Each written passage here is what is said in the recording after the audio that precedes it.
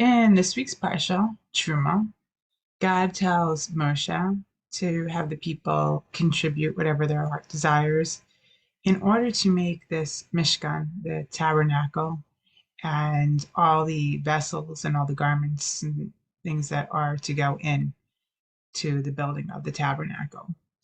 And God says to Moshe, "Va'asu li mikdash v'shachanti b'tocham," that they should make for me a sanctuary, and I will dwell within them.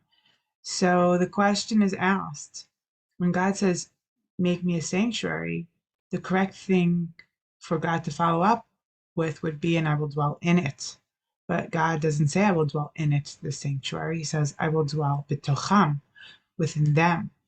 And so the explanation goes that once they have built this Mishkan, God will dwell within the people, that he doesn't dwell in the place, that God finds residence within the people, within the hearts of the people.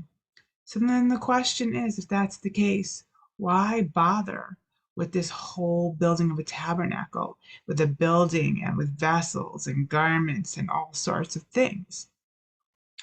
So what really speaks to me is the Shita, the opinion, or the way the Sephorano looks at the Mishkan.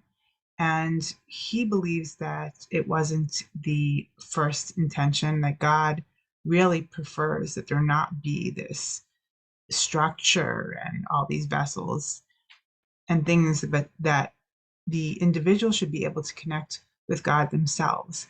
And we see this because when God first tried to reveal himself to the nation on the mountain by giving the Ten Commandments, the people couldn't handle it. They said, "No, we can't handle this. We can't handle this connection. We don't want this. Please, Moshe, you be the go-between." And they couldn't handle that constant connection with God. And so they've rejected that. And they've continued to show after that, as you'd have to go with my, if what I say is that the Mishkan was really plan B, that the opinion that there is no chronological order necessarily in the Torah, that some things are out of order for a purpose, very few, but some things are out of order and it's to serve a purpose. And that the people had displayed their need for some sort of connection with the physical in order to internalize certain messages, in order to connect. Because there's two ways of connecting spiritually. There's sometimes it comes from within. We can access the godliness within. That's that purity, the good within, and then we shine it outwards. But sometimes people need something to spark them. They need something to, it's kind of like a car that needs a boost, and they need something exterior.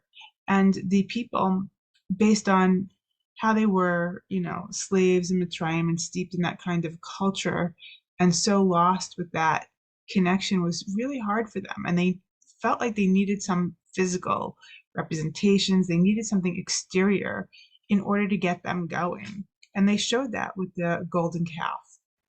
And God understood that this is what the people needed, and that the people were, if they were left to their own devices, would have gone astray and would have done wrong, because that's what they did. When they started with the golden calf, I don't think necessarily that it was a sin. They were trying to have something to connect, but then they quickly went astray. It says that they made it, and they ate and they drank and they danced and went wild and started doing all sorts of things that were not good, that were wrong.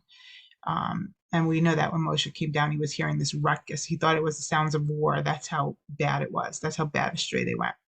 So God sees that this is something that the people need. He gave them the opportunity. He gave them that chance to connect from within, but they couldn't handle it. And so he gave them a structure, a way that was guided in what they needed to help them to connect in a good way.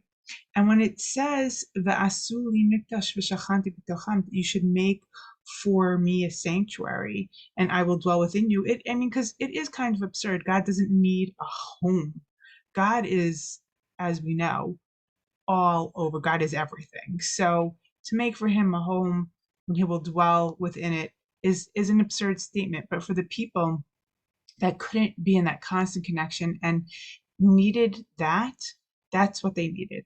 And the way to achieve for the people a connection with the God that is and the God that's within, the best way for them to do that is by contributing, by giving, and by building a structure together.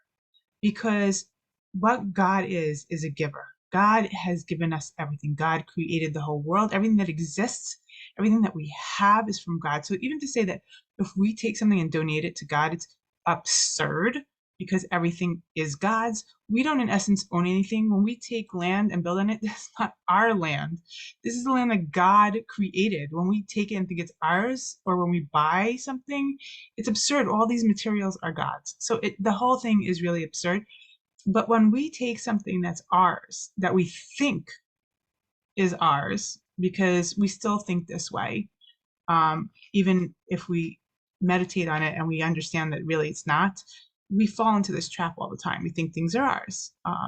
And because in a small sort of way, there are things that we have in our possession as opposed to somebody else having that in their possession, but it still doesn't technically make it give us ownership over it. It's really something that God has still put on this universe. But be that as it may, that when we all start to give and we start to build together, this brings out the God in us because we're giving like God is a giver. And when we give, there's been all these studies about giving and how what it does for people. And it not only does it increase health, and it makes people connect, and it promotes gratitude from the person that you're giving to, and there's a source of gratitude even from yourself because you feel happy and you feel happy that you can give to a person. It creates a bond when you do something together. When people do something together, it creates a bond, and all of this is bringing out the God within us. And so when we do this, we're connecting with the God within us, and we can feel the God that is bitocham, the God that is within us while we're doing this project, while we're connecting, while we're building. And every time the nation would come together in this structure with these kalim and feel a sense of pride and a sense of we gave to this, we did this together. And the more that people work together, the more God they're bringing together and the more of God's presence, because each person has God in them. You work with somebody else, you increase that godliness. And not only do you increase the godliness by having more of the presence of God, but it brings out the better of you. People working together, we know, brings out the better of them, the give and the take.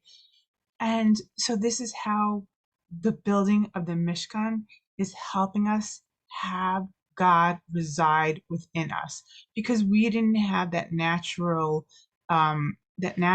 connection at the time to know it, to feel it, to connect with it, to understand with it um, on our own. And so God, in His wisdom, infinite wisdom, commanded that this should be the case, asked people to donate and to work together.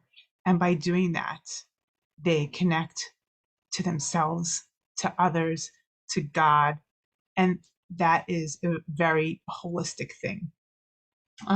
But I do believe that ideally we should, Bilvavi Mishkan Evna, we should be able to build that sanctuary for God within our own hearts and do that naturally, give to others, and want to give to others. And that if we all did that, God's presence would be all over because we would all connect. And the more that people connect to each other in a way of giving, that love of giving to each other and working together, that's called an increase of God in this world.